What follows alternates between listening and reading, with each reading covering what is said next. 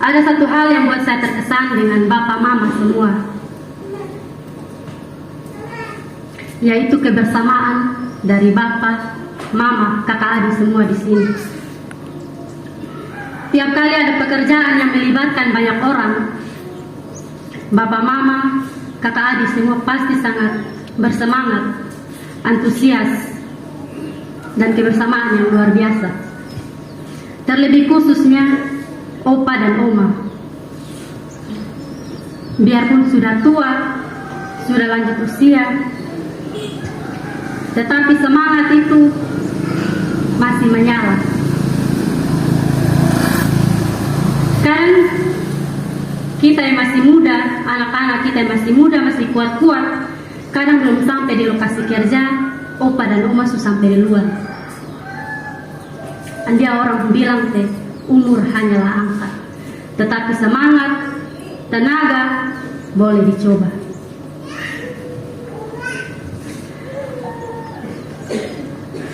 Baik, tema kita pada pagi hari ini Sinode Gemit kasih tema yaitu harapan tentang negeri yang penuh kemakmuran. Jemaat Tuhan yang diberkati, akhir-akhir ini kita hidup di tengah-tengah keadaan bangsa dan negeri yang tidak menentu. Kita hidup di tengah-tengah keadaan bangsa dan negeri kita yang tidak menentu. Dalam kehidupan kita seringkali dipenuhi dengan berbagai pergumulan. Dalam kehidupan kita seringkali dipenuhi dengan berbagai pergumulan. Ada kita yang bergumul dengan masalah ekonomi, susah cari kerja. Kalaupun dapat pekerjaan, penghasilannya juga kalau mau dibilang yang penting cukup untuk ini hari.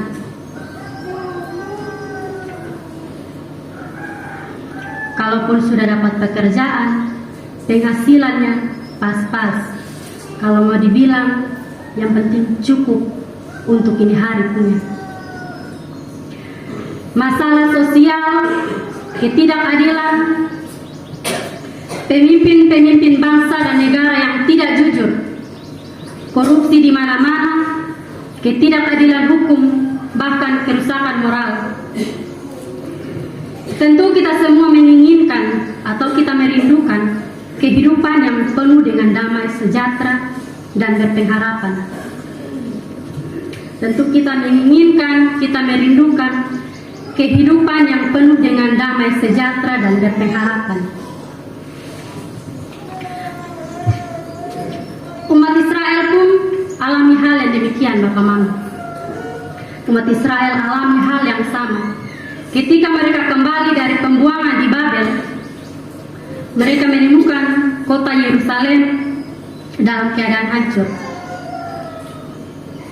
Bait Allah belum selesai dibangun. Kehidupan mereka penuh dengan penderitaan. Dan dalam keadaan itu, mereka kehilangan harapan,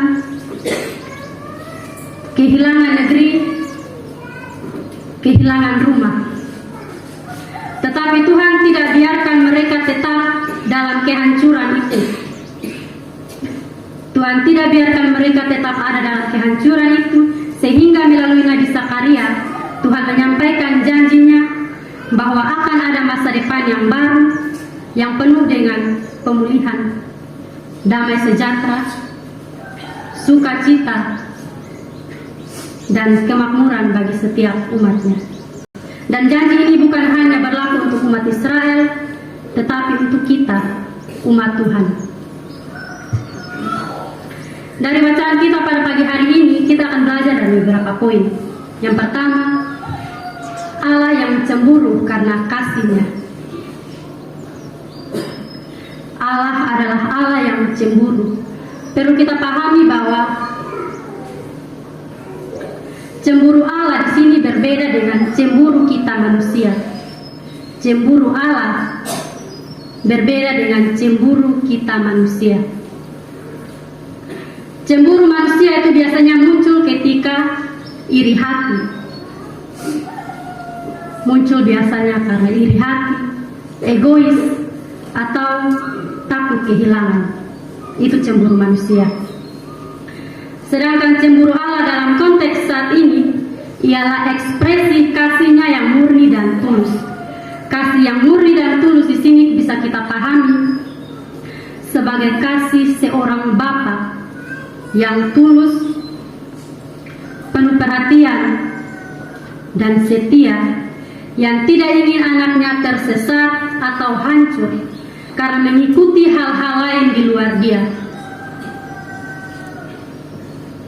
Dia cemburu jika umatnya demikian. Tuhan tidak rela jika umatnya dikuasai oleh penderitaan, dosa, bahkan penghinaan.